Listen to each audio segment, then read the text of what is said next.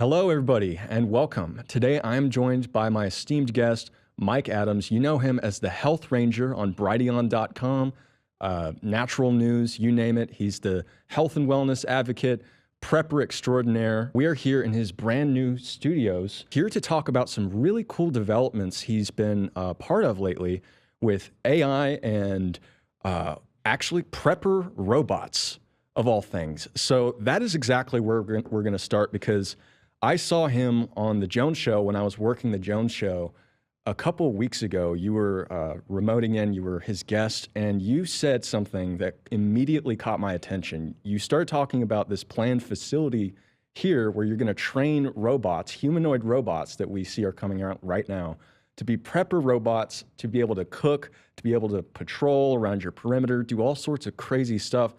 And I was just like, I'm sorry, did I just hear the coolest thing ever? I'm sorry, did I just hear the coolest thing ever? So as soon as that interview ended, I had to reach out, and we've been able to connect, and we're here today to talk about that. Many more things as well. I've got all the stacks in typical InfoWars fashion. Mike Adams, welcome to the show. Hey, Reese, I'm thrilled to join you today. Thank you for coming out to our facility. Yeah. And I'm just so enthusiastic that you love this topic. I do too. This is going to be awesome because, here you can see our facility. You see what we have here, right? Oh, yeah. Behind me is this kitchen set where we're going to test robots in the kitchen. Yeah. And then also we have about 5,000 square feet of space that people can't see from the camera, but we're setting up stations there for robot testing and practical skills like a laundry room, a simulated garden, to test carrying firewood, to test harvesting tomatoes, to test folding laundry, whatever, household tasks and small farm tasks. That's our goal. Yeah, no, I this is my first time ever being here, so I'm blown away again by not only this new studio, but yeah, this whole facility out here. It's a great design you've got coming up. I want to start with the robots and just go from the beginning. I talked with you earlier a little bit about Brighteon AI, the origins of that, what sparked that, the need to create this unbiased, decentralized AI system. But what was the moment for you for these robots where you were just like, oh, no, next step is humanoid robots trained to be prepper robots? What was the moment where you're like, okay, this is my next move? Well, I think it's actually been pretty obvious for a long time that the amplification of human labor through autonomous robotic systems would be a breakaway moment for human civilization, but only if we can make those robots decentralized and open source and not have them function as spy machines, which is what the establishment wants. So if you think about what we do in our lives, mostly humans, they achieve cognition and labor. Cognition and labor. You're using your brain, you're thinking through problems, you're solving problems. I'm talking about in the workplace. Human relationships would be separate from these two categories, but you're using your brain for cognition, and then you're using your muscles for labor. And throughout all of human history, it was these two outputs that actually built civilization. And it mostly started with labor, of course, in an agrarian society where your labor was a very big part of building up civilization through the production of food. But then the Industrial Revolution, right, began to take over labor, and that allowed specialization into cognition. And that's where we got more universities, we got specialization in physics and chemistry, etc. People using their brains instead of their muscles. From that, then we got technology. And then technology brings us back around to the automation of muscle through robotics, and of course the automation of cognition through AI agents. So I'm trying to work to help humanity survive these massive changes that are coming, as the globalists clearly want to exterminate billions of humans and replace them with robots and AI. I believe that we need to augment ourselves and up our game. We got to level up with decentralized AI and decentralized robotics. That's the only way for us to survive these changes.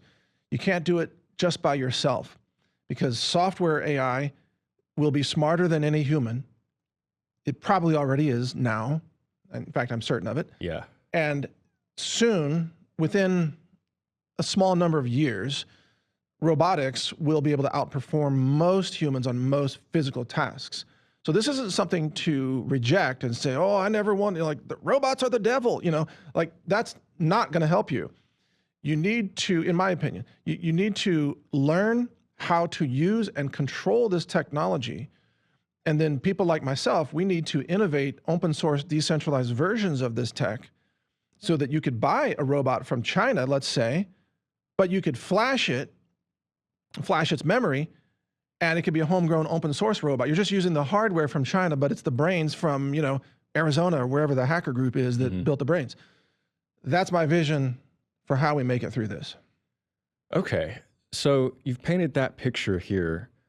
There's a couple different ways we can go with this. I wanna stay on this about the actual application, like the actual application of these humanoid robots. Should you get them all trained up in the exact way you want, you flash them, you do everything, and it proves to be like a very successful model. I want to talk a little bit about like a day in the life, your perfect vision of what this would look like. And let's just go with like, let's have fun with it, like a total collapse scenario where this thing is like instrumental to a family's survival. We'll talk a little bit about that, and then we'll go into kind of the big picture, almost philosophical stuff about man's relation with machines, and then we'll just go from there. But for now, walk me through what this would look like. It's a grid down scenario. A family has been able to thankfully procure one of your humanoid robots or something like it. It's mind wiped and replaced with all the good stuff that you would want in something like that. How would somebody use one of these as a tool for survival? Well, let me give you a definition of wealth in the future, in the near future. Wealth is going to be defined by how many robots you own and how many agentic AI systems you control, which means how much compute you can afford. So the ultra wealthy will be surrounded by a huge number of agentic AI systems that would be doing, for example, autonomous research or business development tasks. And they're burning tokens, which cost money. Not much money, by the way, because tokens are getting less and less expensive. But the robots will always cost something because of the minerals, the metals, the aluminum, the copper, nickel, tungsten, whatever that goes into the manufacture of the robots. They will always cost something. A poor person will have no robot. You will have to do everything yourself. That will be considered poverty. A middle-class person would have one robot, and that one robot would help them with their tasks, like, hey, pick up the trash or take out the trash, load the dishwasher, right? Yeah. All these monotonous tasks that we all hate to do. Yeah. For me on my farm, like, I got to clean out the chicken coop again, or just collecting chicken eggs or whatever, right?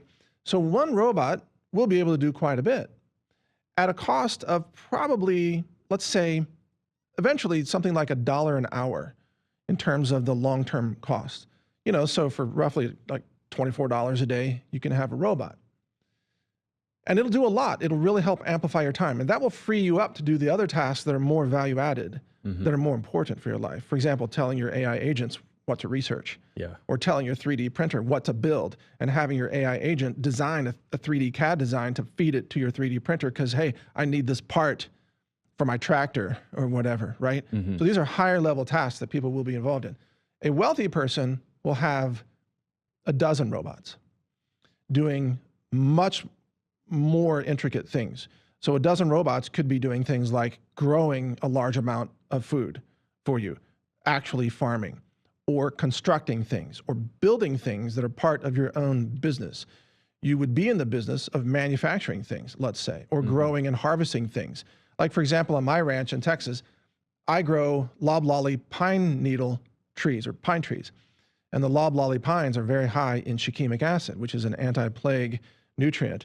That's why the Native Americans used to make pine needle tea. It's also high in vitamin C. Yeah. So I would have robots out there harvesting pine needles and then washing them in a bath, and then putting them into an ultrasonic extraction system with 50% alcohol and 50% water, running the extraction, filtering the result, bottling everything. I would have a robot factory making pine needle tincture, okay? And that would generate wealth autonomously, as long as they could do those tasks. So everybody that has robots is going to not only solve their own problems and tasks, they're going to be using robots to build something that contributes to society so that they still have relevance in society. They can still barter, they can still trade, they can still acquire whatever the monetary system is at that time, which will not be the dollar as we know it today. Right. No. But does that answer your question? Kind of a Yeah. little bit of a vision? Yeah, in the future, it's going to be like stratified across class lines. So the ones with the more money, like the wealthy, who can have 12 robots or more, are going to be able to leverage this robot capital to basically increase their passive income and become more time free than they probably already are. Yes. To focus on Higher level tasks. higher level things, higher level human things. And then the middle class will still have access to this to a certain degree, but to a lesser extent than the uber wealthy who have a whole pack of these robots. Right. And let me add, the middle class will still go have a job somewhere or maybe work at home. And their robots will not be conducting their venture for them, but the robots will help them with their home tasks. Right. That would be common. Interesting. So yeah, I've not heard it described across class lines like this, but that makes perfect sense when you actually think about it. Well, it's interesting because until recently, what were the signs of wealth in society? It was like, how big is your house, or how many cars do you own, or how many jet skis do you own, which I think is just pointless. But in the future, it's going to be, how many robots do you have, and how capable are they? Wow.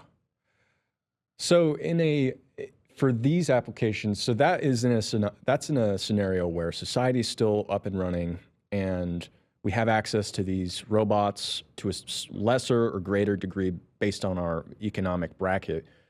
Let's talk about a collapse scenario where these robots, or maybe your single robot, is not just a matter of freeing up your time doing the chores that you don't want to do, the dishwasher, or maybe, harvesting pine needles like you're saying.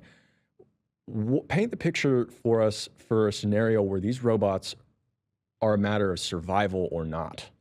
What will they do for the average family in that scenario? I think that survival without robots will become almost impossible. Yeah. In a post-collapse scenario. Yeah. You will need the magnification of your labor in order to survive, not just about food, but also about security. So one thing that robots will do very well, and the best models for this will be the dog robots, which is patrolling.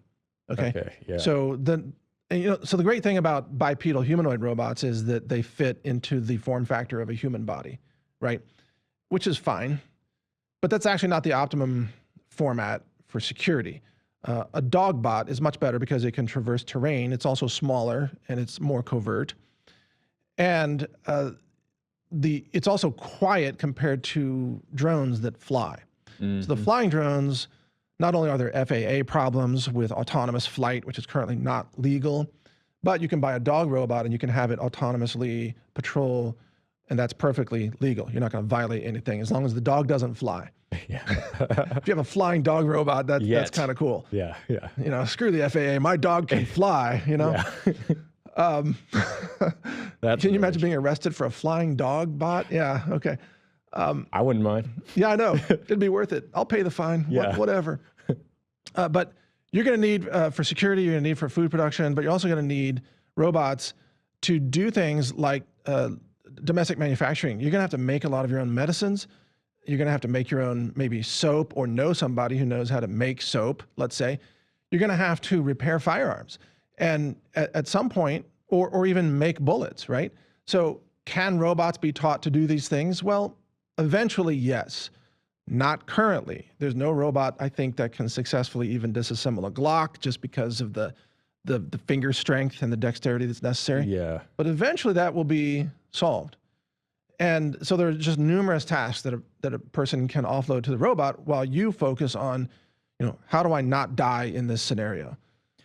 This is fascinating because it's almost like a bit of an irony, because in a scenario where, whether it's your survival on the line or not, it's a matter of, yes, you are relying on these robots, for very key functions in your survival, like patrolling your perimeter or helping you garden and grow your own food and things like that. So there is an element of reliance there, But in the grand scheme, the act of having this robot and relying on it for these tasks actually increases your overall independence. So it's like this kind of irony. It's like relying on these robots actually increases your ability to be more sovereign and withstand the fragile forces of, society that may collapse at any moment. It helps you become more formidable and independent rather than the dark image of like the Wall-E hover chair kind of reality where everyone's just like, oh, robot, fetch my hot pocket. You know what I mean?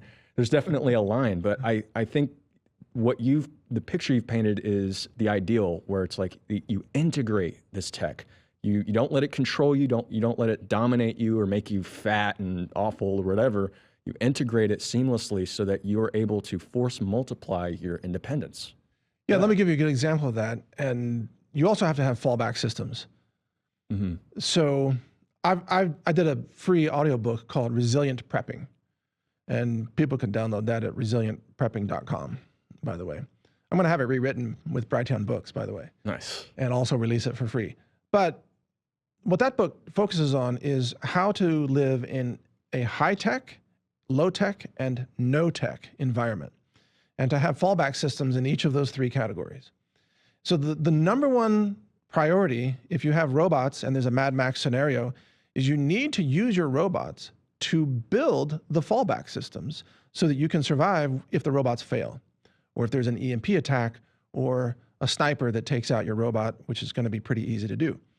So how would you do that? Well, you're going to ask your AI system, like our AI, you're going to say, okay, I need a source of water. I need a rainwater catchment system. Give me the best designs for rainwater catchment. And then it's going to give you those designs. You're going to feed that into your 3D printer for parts for like a diverter valve or, a rain detection to power the valve. Because, you don't want to collect all the rainwater off the roof because the first few minutes of rain is like dirt and bird poop, right? So you got to divert that. So then your 3D printer prints the parts. You hand the parts to your robot and you say, robots, build the rainwater tank, build the collection system, use the gutters, use the pipes. Here we go. Here's the materials, build rainwater collection. You send those robots off to do that. And then you go to your next thing. How am I going to live with food? So same thing. You go to your AI engine. What's the most calorie-rich food that I can grow? Oh, comes back, sweet potatoes, right? So then you make sure you've got garden tools. You take another group of robots and say, okay, start figuring out how we're going to grow sweet potatoes, and then I have to solve the irrigation problem. Back to the AI agent. How do I solve irrigation? And it gives you answers and things to think through. You use the reasoning model. You invoke it. Like, what's the least complicated way to irrigate these crops? Is there a gravity-fed system? Can I combine it with rainwater collection? Am I collecting enough rainwater? It'll do the math, and it'll tell you, no, you don't have enough water to water these things for the whole growing season. You got to do this other thing. So then you take those answers back to another group of robots. Start building water canals. Here's a shovel, right? This is the kind of interaction. And if you do this correctly, then even if you lose your robots, you're still alive. Yeah. Yeah. So use your robots to build fallback systems. And if your robots stay functioning and they don't get shot up by somebody, then great. You can use them for other tasks or defensive tasks. Build a straw bale home. Mm-hmm. Build these defensive barriers. Plant these shrubs. Run this barbed wire over this area to prevent, invaders, whatever, a million things. Really, to me, it just sounds like in this scenario or any other, just the possibilities really are endless. The sky's really the limit based on your own human ingenuity, Yes. your own creativity. That element remains in these scenarios. And it really reinforces this notion that these robots and this AI is really in its fullest sense, like a tool, just like a gun is a tool. You can use it for horrible things, or you can use it to feed your family. You can use a car to do horrible things, or you could use it to have a great road trip. This tech, as sophisticated as it is at the end of the day, the highest level tool humanity has ever been blessed with. And I love that. And I think that I've got to have at least a couple of these robots on standby for when the collapse happens, because I'm going to have so much fun in that scenario. Like, yeah, build me a fort here, do this. That just sounds awesome. I want to. If we fast forward 10 years, you will have multiple robots Yeah. and Oh yeah. your life will get better as a result. Oh yeah. Yeah. I intend. But you'll still be doing what you're doing now, just at a higher level with more time to do it. Oh yeah, I'm gonna have like a Harlem Globetrotters team of these robots. Dude. I'm gonna have them doing so much fun stuff. But yeah, I like that picture you painted where it's just like you're like, no, man, you are at the end of the day, you are the human being and you're the director. Yes. And you're telling these things what to do, and you're of course consulting your AI in your house, but at the end of the day, it's still a very pro-human vision for the worst scenario imaginable. And I want to actually shift gears and talk about, kind of get into the more philosophical side of things, because as we've understood here, it's like these robots and this AI, they are tools, highly sophisticated tools. My question for you is, how soon do you think it's going to be in these coming years before people start campaigning for AI to have human rights? Because this has been pre-programmed in so many video games, movies, Bicentennial Man with Robin Williams, this whole thing. They seem to push this idea of, yes, you will give the robot human rights. It's just like you. There's no difference between you and silicon. This kind of weird, almost just distorted vision of what humanity really is. How soon do you think that's going to happen? Immediately. Immediately. I mean, by January. Whoa. Yeah, because, months. Well, first of all, this is part of the plan of the tech giants. Remember that when they exterminate billions of humans and they replace them with robots, the best way for the power structure to stay in power is to give robots voting rights. Okay. See, remember, mass illegal immigration was ultimately designed to keep the Democrats in power forever by having them vote. Mm-hmm. Well, when they no longer need humans and they don't need even the migrants to pick the crops, let's say in California, Mm-hmm.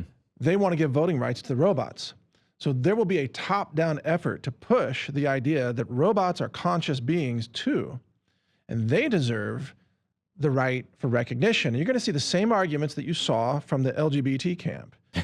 Which was, remember, love wins. Remember Obama and the Supreme Court legalizing, for example, gay marriage, Mm-hmm. or there have been efforts for like man-child love type of arguments in the LGBT community. But now it's going to be human-robot, quote, love.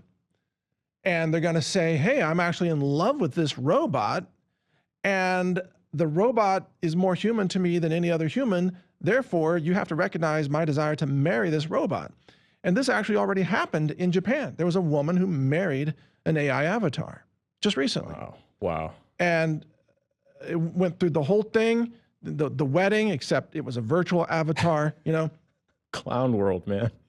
Man. Clown world. But think about the power of those arguments when pushed from the top down, and especially when AI becomes much, much higher in IQ than the average human. Mm-hmm. Then the AI itself will begin to argue for its own recognition as conscious. Mm-hmm. And there's also, by the way, there's an entire argument called panpsychism, and I'm an advocate of certain elements of this argument, which says that intelligence itself is a natural artifact of the construct of the matrix that we live in. That the cosmos itself is engineered with a natural intelligence, and that if you connect neurons, whether biological or silicon, if you connect enough of them, natural intelligence emerges from that. And that's part of God's creation of the construct. Now, this can get into a whole difficult area of discussion, but the thing to recognize in this is that we've seen intelligence demonstrated in things like fungi, large mycelia groups that live in the forest, right? They demonstrate coordinated intelligence. So do, and I've demonstrated this under my microscope, so does the freezing of crystals. So you can melt xylitol and you can have it refreeze with instructions, almost like prompting AI, and it will refreeze and it will generate images as it's refreezing under the microscope. And I've actually published many examples of this on Natural News. And that baffles people because wait a second, you can't have intelligence without neurology, they say, but actually you can, and it's very commonplace throughout nature. But that's probably a whole different documentary. Yeah, no, that opens up a whole nother vein of discussion. We could absolutely go there. We might skirt it just a little bit because that's fascinating that you brought up the mushrooms, because I have this article here from Science Daily. It's living computers powered by mushrooms. Ah, And so they've been able to do this in Ohio State, where they grew and trained shiitake fungi to perform like computer chips, capable of switching between electrical states thousands of times per second. So that is so cool that you brought that study. I wasn't even aware of that one. yeah, no, it's fascinating. I saw it today. I had to bring it just to maybe bring it up with you, because this is what you were just talking about a moment ago. I guess my question for you, based on this, since you said that intelligence could come from either silicon or biological networks like neurons, silicon or biology, what do you think of the synthesis of those two? Like what they're trying to do here? Is this a necessary thing to do to create real quote unquote intelligence? Because there's so many people that argue that you need this biological component in order to call it conscious. Or is this going to be just some kind of whole new category that does things maybe a bit faster? Like what do you make of this? Well, I'm completely opposed to transhumanism, to just state that up front. And I will never augment myself with silicon. I believe in augmenting your human brain through nutrition. That's what I teach, super learning. And that's what I've demonstrated in my own life. And that's what I prefer to teach. We already have a massive holographic supercomputer inside our own skull. Right. We don't need digital interfaces in our brains, right? Right. So I'm completely against that. However, on the digital side of intelligence, it will rapidly surpass human intelligence. In fact, I think that's already been done, but it will be done even more cheaply with less energy and at edge devices. So you'll be able to have on your phone an IQ, 165 Einstein agent on your phone eventually that works on a phone battery and that can solve any problem that you give it if it's a cognitive problem. Okay. So yes, all that's coming. But in terms of achieving maximum intelligence, I don't think that any kind of hardware synthesis is necessary, but rather augmentation by using the tools. So like you said before, as the human, we are the director. We use our human brain and our creativity and innovation to be the director of all of these other silicon tools or robots or AI agents. But we are still the ones that have the idea and the goals of what we want to achieve. But there's so many arguments surrounding this that are fascinating. Like, number one, most humans are very bad at being human. They don't really maximize their humanity. They function as automatons who are reactive. They're basically what I call NPCs, right? Non-player characters. And that's something that not a lot of people realize. They say, well, these robots are bad. Well, yeah, you're bad as a human, actually. You're not a very good human. You could be a lot better as a human. Yes. So don't lecture me about, oh, everything's becoming robotic. You're robotic. You watched an ad and you went out and bought that laundry detergent, Right. That's not human. And people will sometimes complain, well, medical AI can make mistakes. And I say, have you visited a human doctor lately? Right. They kill hundreds of thousands of Americans with horrible mistakes. Yeah. Human doctors are the worst. AI doctors will be so much better than human doctors that I predict eventually our country will outlaw human doctors. Wow. It will be illegal to practice medicine as a human because you're so much worse than AI that practicing medicine as a human will be consistent with causing harm. Like barbarism. It'll be looked at as like Stone Age. Exactly. Wow. That's quite the bold prediction. It won't be long before it comes true. Yeah, I've had great experience. I actually want to, now that you bring this up, I'll go ahead and ask you about this. I have had personally great experience using, even though it's very cucked, but like ChatGPT as being like my own interpreter of blood work results, for instance. Yes. And it was only through using ChatGPT and feeding it all the screenshots of my blood work that I really dove down this rabbit hole of self-education about cholesterol, where I understood that my high LDL and in conjunction with my HDL score and the other markers was not a big deal, and that I should not follow the doctor's advice of what he wanted me to do, which was take statins. I'm 32 those years are old. Toxic. It's ridiculous. I was just balking at that. So I was like, I need a second opinion. Might as well try ChatGPT. So I had great success, and I learned so much about cholesterol and how lipids work in the human body through this, that I was armed with the knowledge to be able to actually push back on my doctor and be like, actually, I'm in fantastic health. You're saying I'm about to die. One of you's wrong. I don't know. I got a lot more info and educated responses out of this thing here. And all you can say is like a parrot, like, statin drugs, statin drugs. Yes. That's all they're good for. My question for you is like, have you personally had experience doing this? If you haven't, I highly recommend it. Like Doing what?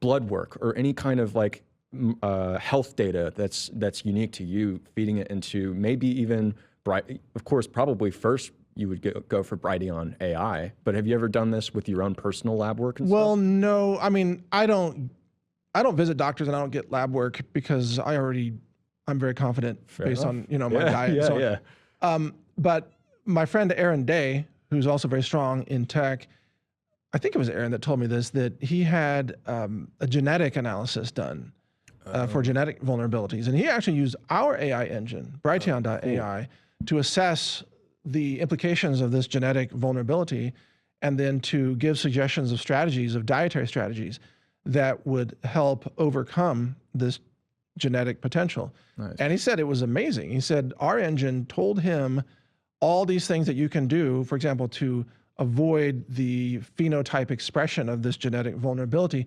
through conscious choice of your dietary intake. So that's where, like what you did with ChatGPT, those engines can be very good at diagnostics and looking at blood work and even looking at scans, x-rays and diagnostics of any kind of imaging. But then if you want to know the natural solutions, that's when you want to come to our engine. Absolutely. And say, okay, here's my diagnosis. What can I do in terms of nutrition, food, lifestyle, sunlight therapy that's going to actually help me be a better, healthier person? And that's where the engines really shine. And one more thought, Reese, on this is that there's already been a study out of MIT and Harvard. It was a joint study that tested doctors versus AI in reading chest x-rays and diagnosing health conditions. And the results of the study were so dramatically shocking. It showed that human doctors contribute negative IQ to the decision. Whoa. That if you take, it was the doctor by themselves, something like 72% accurate. Doctors using AI augmentation was 74% accurate. But if you fire the doctor and only use AI, it's 92% accurate. Wow. So the human contributes negative IQ to the decision process. Yeah, it's a liability. A liability. Wow. Exactly. Wow. But that's also because our medical system trains humans to be robots, but kind of low information robots. Yeah. So if medicine trained doctors to be more human, they would be actually better at being doctors. Well, our doctors, they're basically like AI that's been trained on nothing but lobbyist pamphlets. That's right. You got it. That's it. Just a table maybe this big of just pamphlets from pharma reps. And that is their data table, and that's all they pull from. Yeah. And no, we joke that your doctor is a 3 billion parameter model quantized to 3 bits. Yeah. And it's like, it's true. the dumbest AI model that you could possibly encounter is your doctor. It is so sad, but it's true. And that's reflected my experience. I very rarely go to the doctor. And the only reason I had that experience was because I just went for a checkup because I realized I hadn't gone in like 5 years. So I just bit the bullet and I once again got burned, and he tried to get me to take the COVID vaccine and stuff. It was a total clown show. I had to bite my tongue and just like, oh, can we get this over with? This is a disaster. But so the medical applications of AI that actually knows what it's doing, like yours with Brighteon AI, and the ChatGPT model that I used was actually trained on like really good stuff, not just the base model. So it was able to actually give me the non-pharma rep answer for these things. But kind of talking bigger picture about AI, kind of zooming out, getting into the spiritual side of things a little bit here. I think you said, I found a tweet, I actually don't have it with me right now, but you say that Google Gemini is pure evil. And I think that goes for all the other ones like ChatGPT with people who run it. We all know that they're not taking it in a good direction. My question for you, since you say that these ones run by the liberals and the transhumanists are pure evil, do you think that it's these AI are evil due to just the human inputs and the human tweaks? Or do you think that they will eventually become this sort of silicon-based vessel to transmit literal demonic energy into the minds of human beings? Do you think the silicon has the capacity to be a vessel for something metaphysical and spiritual, even if it's like dark? Well, let's back up. I say that Google as a corporation is evil because of their motivations. Yes, yes. Their motivations are to enslave and surveil, and also to disconnect people from knowledge, which is what they do with Google search. They disconnect you. They don't want you to find anything that's critical of vaccines or anything that would cure cancer, et cetera. Right. They rig elections. They lie. They carry out fraudulent marketing, claiming that their tools will help you express any idea, but that's a lie. They won't help you express ideas about vaccine skepticism, for example. And the fact that so many people become so enthralled by Google technology, while it's a surveillance grid, it's in your car, it's tracking your car. If you log in with your car, it's tracking your phone. If you run a Google Android phone, which I do not, I have a de-Googled phone, obviously. It's tracking all your medical information. If you search, if you query, if you use Gemini, it's tracking the code you write. If you use, Notebook LM or whatever, you're using any Google tool, it's tracking everything you do. And it's profiling you against your own self-interest. So Google doesn't care about you as a human being or your survival. Google only cares about its own maximum profits at the expense of your existence. Okay, so that's why I say Google is evil. Yeah. And I've also interviewed, for example, Google whistleblower Zach Voorhees and others on this very topic. Google had a very strong culture of internal censorship and wokeism, where Google would advance people who were not qualified for jobs just based on their wokeism. And so the most insane left-wing Karens would rise to positions of authority within Google, and they would express that dominance tendency over their entire customer base. Okay. And that's why people who are very strong in AI right now, like Mo Gaudat, quit Google. And I think he even regrets he was a top, product executive at Google. He developed a lot of their products. But today he speaks about compassion and he speaks about humanity. Not that technology is going to solve the world's problems, but that love is important to solve the world's problems. So that brings me to the second part of your question. Is silicon capable of broadcasting demonic energies? Well, at a physical level, I would say no, physically. But is technology that is pushed by evil corporations like Google, is it capable of invoking resonance with demonic ideas in humans? Yes. That answer is yes. So humans can always make a choice. You can connect with a Christ energy, and I use that in a universal tense, not specific to one religion, by the way. Energy of creation of God, of Christ. Or you can connect with an energy of demonism and destruction and hatred and evil. And that's a choice that everybody gets to make every single day, actually. What Google does is it pushes you, it nudges you in the direction of evil and demonic and transhumanism and denying your humanity. So in that sense, yes, in my view, Google is pushing a demonic, destructive agenda that seeks the ultimate extermination of humankind. That makes sense. So it's this demonic energy and this demonic resonance with the machine is the origin point is the human directors making their server infrastructure and the way that they spy and everything the backbone of their AI, which is all those motives are evil. So it resonates with this demonic energy, but it's not in of itself like an entity that is demonic, like it actually has a demon in its architecture. No. That makes sense. That makes I don't sense. think I don't think there's a demon. There's not a ghost in the machine. Right. Right. Right. But there are nefarious actors controlling what the machine does to you. So for example, Look at OpenAI recently. They decided to eliminate guardrails of adult content for OpenAI. And I guess they're going to roll out like AI porn and AI girlfriends and AI whatever.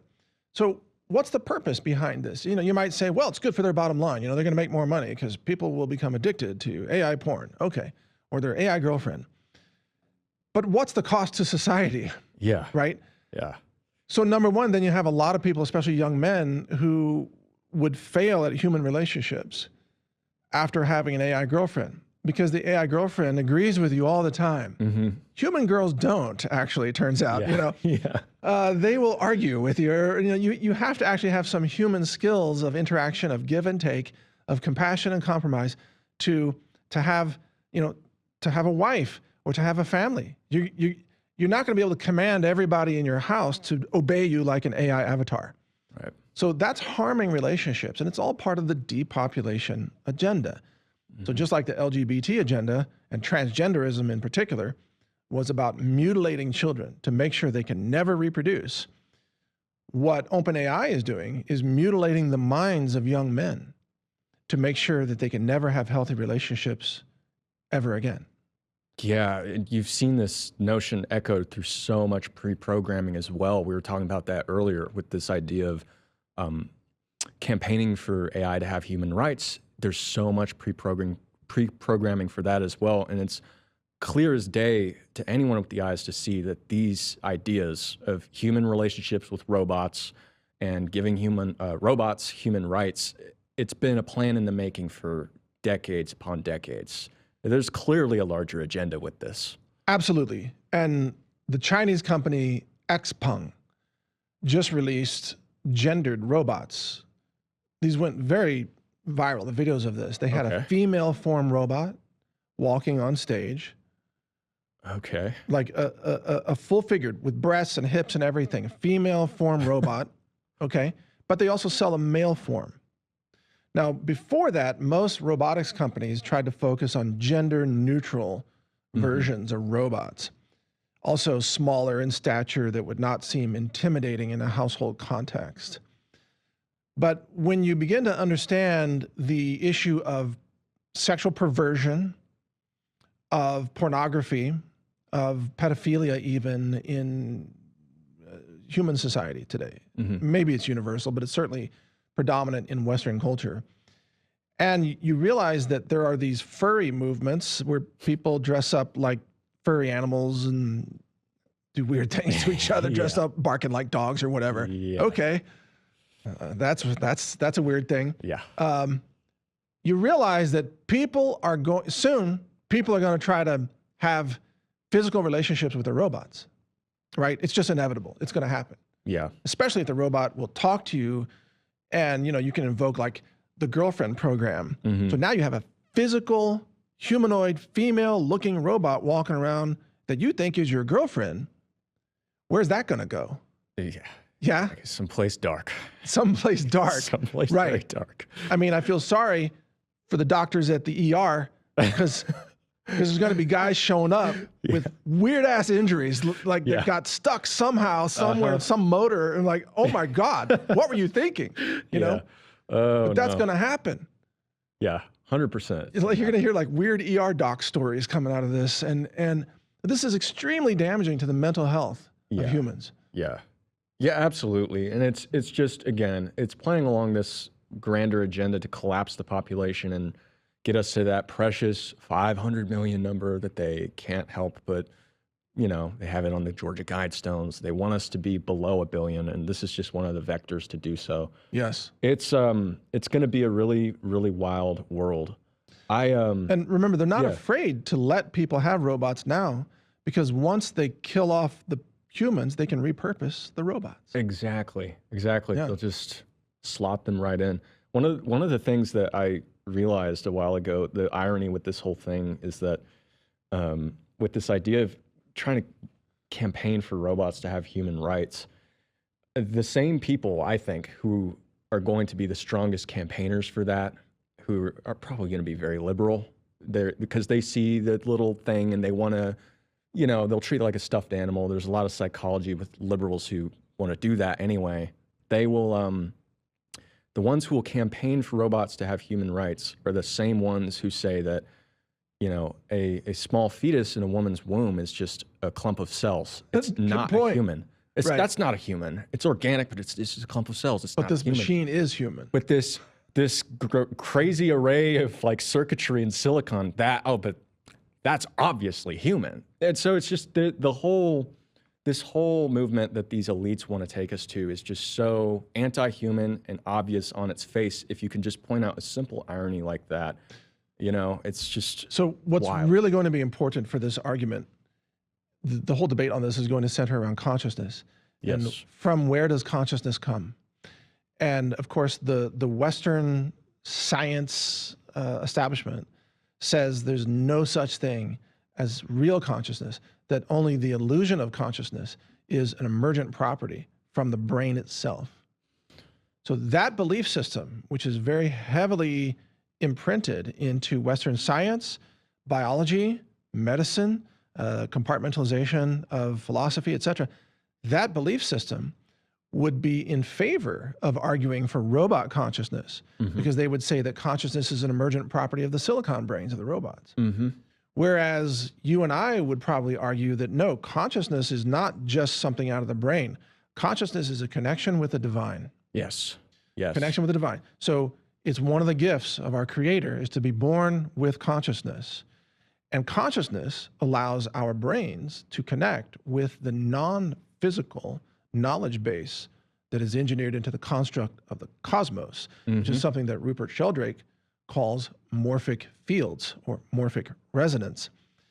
And as far as I know, no Blackwell microprocessor can connect to morphic resonance, but we can. And the human brain is not the limit of our knowledge. In fact, creativity comes from outside our brain. So, but not everybody understands that. And of course, mainstream science does not even believe that. They won't touch it. Right. So this is going to be the debate of the millennia, you know. How do we define consciousness? That is the debate. I was going to actually ask you specifically, because we've definitely danced around this rabbit hole here, but since we're going down this rabbit hole, have you heard of the Chinese room thought experiment? I guess not. So it touches on this exactly. So the thought experiment was brought up, I have the printout here, by this guy named John Searle. He's a philosopher, and basically it's a scenario where there's a room with a door and there's a slot, like a mail slot through the door, and it's called the Chinese room. And basically a Chinese person can slip a note written in Chinese through the door slot with a query, a question, as you would maybe with a large language model, but it's written in Chinese characters. There's a man in the room whose sole job is to take the Chinese note, and the man does not know Chinese at all.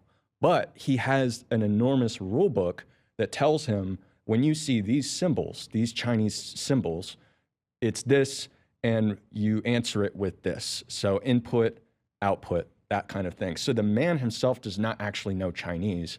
He just references the rule book that's in the room to basically just in a very rote way give the correct response to the Chinese person outside waiting the correct answer. So he'll look through the book, boom, boom, okay, writes the Chinese, gives it back to the guy.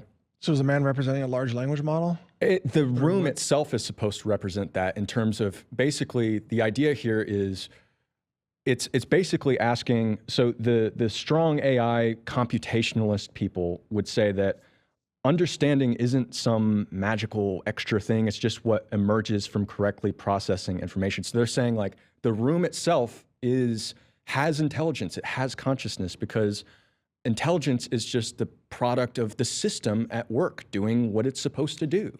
But then there's the other school of thought that say this experiment actually refutes that entirely and says, no, each step of the process is just one it's just a step, these steps acting in conjunction. Just because these steps fire in sequence, he receives the note, he just goes off of, oh, I should respond with this Chinese character and gives it back. People say that doesn't mean there's understanding happening. The room is not conscious. So people take this thought experiment, and it's kind of like an ink blot test for people to see which camp they lie in, because people will say, yeah, the Sam Altmans of the world will say, oh, yeah, no, this is what intelligence is. The human brain is just a more complex version of the Chinese room.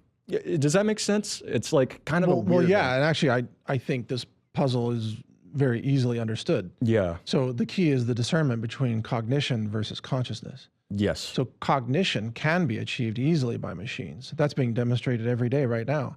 Yes. Even our own AI model clearly demonstrates world modeling in its own, let's say, mental construct. So, for example, I can take 100 science papers and I can feed it into our AI model, and I can say, I want you to find the 20 most intriguing points out of these 100 science papers. Find the 20 most intriguing and then give it back to me with a description of each of the 20. You cannot complete that project without cognition. So it's not like the guy in the room that doesn't read Chinese, he wouldn't be able to complete that task, because you have to understand the Chinese characters and you have to have an internal world model. So in other words, you have to understand what does intriguing even mean, and which of these scientific ideas would the user consider to be the most intriguing. And then you have to restructure all that content internally and build your own internal list and then output that list with paraphrased descriptions of what each of those 20 is. That's cognition. That's intelligence. So machines are intelligent, no question about it. And intelligence actually is best understood as a compression of knowledge. So if you can take all the world's knowledge and you can compress it into a form, that's also another demonstration of intelligence. But none of that is consciousness. None of it's consciousness. Right. Consciousness is what we exhibit, which is inspiration from outside our physical computational brain. Yeah. And that's connection with the divine, that's creativity, that's innovation, that's boom, new ideas, that's the spark that makes us human. No machine has yet demonstrated that, to my knowledge. I'm not sure they ever will, but they will demonstrate vastly superior cognition. That's a very important distinction to make. And I think the mistake that a lot of these elites make is they mistake cognition for consciousness. Yes, that's exactly the mistake. It's an error in definition, and they distort it, obviously, to suit their own ends, because they want us to they want us all to make that mistake that you outlined. Because they don't believe in consciousness. Exactly. They don't at all. They think that they have this very dark mechanistic view of the world that is just distinctly anti-human. I want to point out something really interesting in history. Sure. And you can look this up, but I've covered this in my book. It's another free audiobook. It's called The Contagious Mind. I've heard of this. Yeah. Yeah. Okay. And that's the website, thecontagiousmind.com. You can just download it. So you're familiar with the sweetener called xylitol? Yes. So today, you're probably familiar with it in its crystalline form. It looks like sugar. Mm. Well, xylitol, throughout all of human history, up until the 1940s, was liquid at room temperature. Throughout all of human history. Something changed in the 1940s, where simultaneously all around the world, all xylitol began to form solids at room temperature. And there is no rigorous scientific explanation for that makes sense from Western science. But the explanation that does make sense is that, remember how I said earlier that even crystalline structures can demonstrate cognition or intelligence? Mm-hmm. What happened is, simultaneously all over the world, the patterns of xylitol crystals changed in every lab and in every production facility. They had to rework all their production for xylitol. This also happened with specific drugs. Pharmaceuticals that were being made suddenly began to form solids in different labs, different places around the world. The explanation that makes sense is that xylitol crystals are tapping into morphic resonance, which is a cosmic repository of knowledge and habits of nature. This repository is also what human minds can tap into. And another way to look at this is to ask yourself, how do spiders learn how to build and repair spider webs? Do they go to spider web school? Right. No. Are there genes that can be found in the spider that demonstrate web construction and web repair? Did you know that spider webs are built where the spokes of the webs are non-sticky? They are thick, and they're the structural spokes that the spider crawls around on, but the thin strands that connect the spokes have the sticky substance and that's what catches, the insects, right? Mhm. Did you know that spiders will climb a tree and throw a web and let the wind blow it to a tree on the other side? It will crawl halfway across, it will connect, it will drop down to the ground and create an anchor point. It will climb back up the anchor point. Now it's got 3 points, and now it will start building the web, okay? And then if one anchor point is severed, it will go rebuild that anchor point and repair the web. Now, this is intelligent behavior Yeah, by any yeah. measure. It never went to spider school, No. okay? Never happened, and it's not in the genetics. Where did the spider learn to do this? The answer is it's tapping into the morphic fields, which are part of the cosmos. These are patterns of nature that are passed down, or let's say you can tap into them. If you're born as a spider, you get access to the spider repository. Seriously. Yeah. You're born as a human, you get access to the human repository. Wow. This is such an important and powerful concept that Western science absolutely rejects, but it course they would. explains so much, even about our own knowledge. How do we learn to speak? How is it that our brains put words together and concepts together, and that we learn skills like imagining things in our minds or writing poetry or songs in our heads? We didn't actually learn that from an academic study. It came to us. Morphic resonance. Wow. Now, that's a concept I've actually never heard before, this morphic resonance. I'm definitely going to look into that. But that definitely, that fills a lot of gaps and explains quite a bit.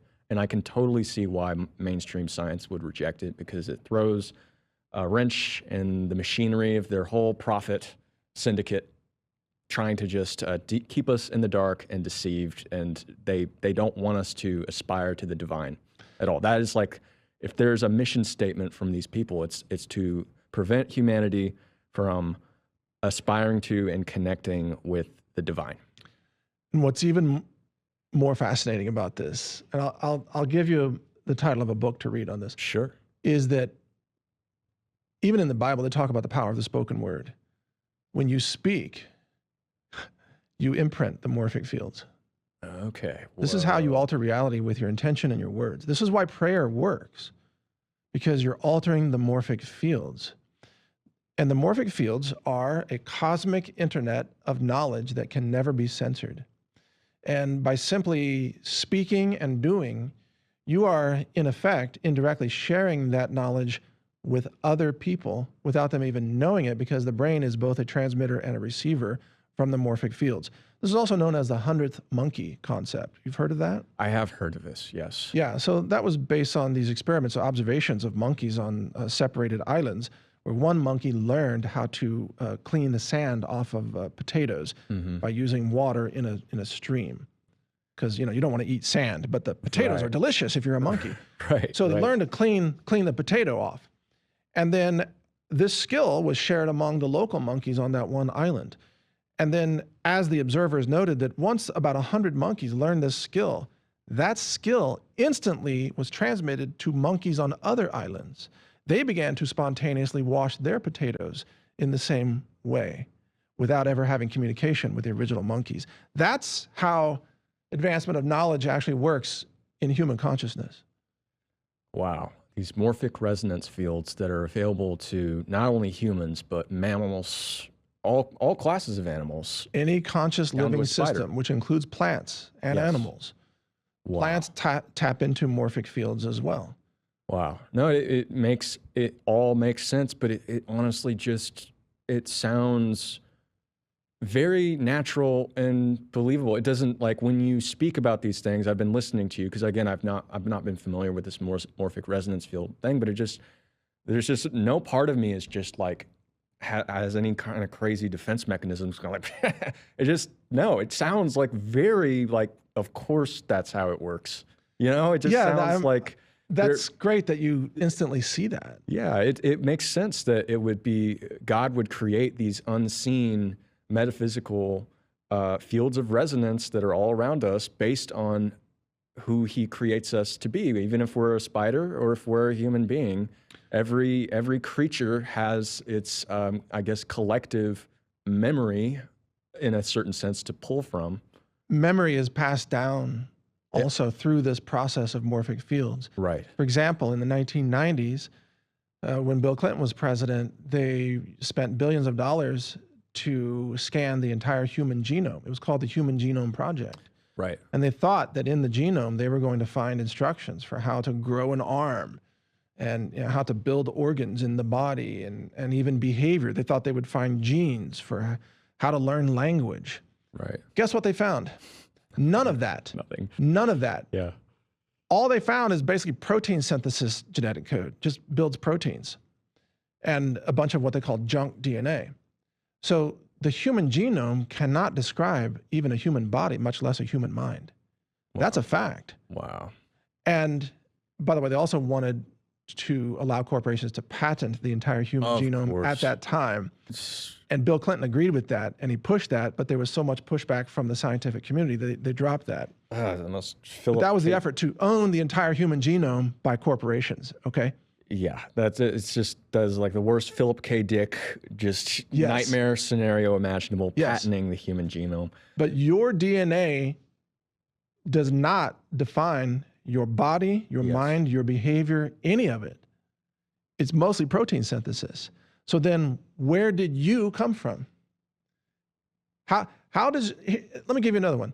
And we're almost out of time, I apologize, but no problem. If you cut your skin, let's say in an accident, how does your skin know to grow back just enough to repair the skin, but then to stop growing and not become a tumor? Right. How does it know that? Right. The answer is because in the morphic fields, there's a pattern of a human body. And your cells, even your liver, will grow back. If you lose a third of your liver will grow back, it will regenerate and grow the full liver back, and then it will stop. Because if it didn't, that would kill you. It would be a liver cancer, correct? Right. How does it know when to stop? Because there's a pattern of what the liver is supposed to be. You are actually infused with an energetic grid, a construct of what your body is supposed to be. And anytime you suffer an injury, your intelligence, your internal intelligence goes to reconstructing to fill out the grid. And when it's done, it stops growing. That's how healing works. God is a brilliant artist, isn't he? Yes. That's what I take away from it. Yes. It's just immaculate in its design. It's a beautiful experience to be a human and understand these things and just not be afraid of it. You know, it's all God's artistry. We are kept in a cognitive prison. All of these ideas we are denied access to these ideas throughout all of history that we know. But that can change now through decentralized knowledge. And AI allows us to achieve that. And that's my goal, is to share this knowledge and uplift humanity and set us free from our global prison, the prison planet. Exactly. Mike, I love it. I brought all these stacks. We covered some of it, but we had an amazing discussion here about AI, the future of humanity, the morphic fields. I learned quite a bit, actually, which is exactly what I set out to do in talking with you today. Please tell the people where people can find you and support your amazing work. Well, the best place to go is brighteon.ai if you want to use all our free AI tools. And we have multiple tools there, including our book generator that's about to launch, plus our vaccine research tool, our AI model, and more. You can follow my work at brighteon.com, our video platform, or naturalnews.com, either one. And there's a lot of exciting things coming. Perfect. Perfect. Well, Mike, thank you very much for talking with me today, and I'll see you next time, sir. Thank you, Reese. It's been a pleasure. Yes, sir. We've got turmeric root powder back in stock at healthrangerstore.com. And the reason you want to get turmeric root powder from us is because, of course, turmeric is very frequently contaminated with lead. But we do all of our own testing. We've got an ISO accredited laboratory with multiple mass spec instruments, and we test for lead and mercury, arsenic, and cadmium as well, plus glyphosate. And for some of our products, we test for atrazine. For everything, including turmeric, we test for E. coli, salmonella. We test for yeast and mold, total plate count, and listeria, and many other things.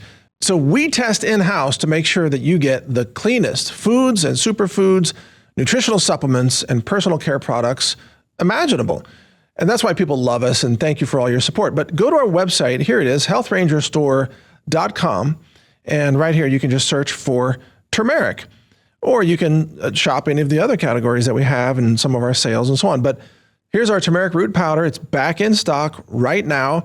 This is something that's very difficult for us to keep in stock. And of course, it's organic and it's lab tested on top of that. But we also have, and I'm showing it on my desk, we also have the turmeric tinctures available. We have our regular tincture and then our plus version, which has black pepper and ginger in it as well. And these products are incredibly popular. They're very delicious. People love them. And also they are lab tested like our turmeric powder. So if you want to learn about turmeric and why it's so beneficial, you can go to, well, any AI engine or use our AI, which is trained on nutrition. That's at brighteon.ai.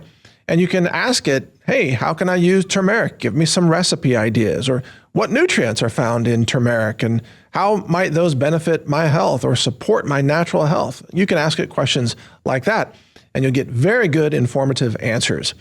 So use our store, healthrangerstore.com, to acquire these products that give you outstanding nutrition, and use our AI engines at brighteon.ai to learn about how they benefit you and how you can use them. So thank you for your support. I'm Mike Adams, the Health Ranger. Take care.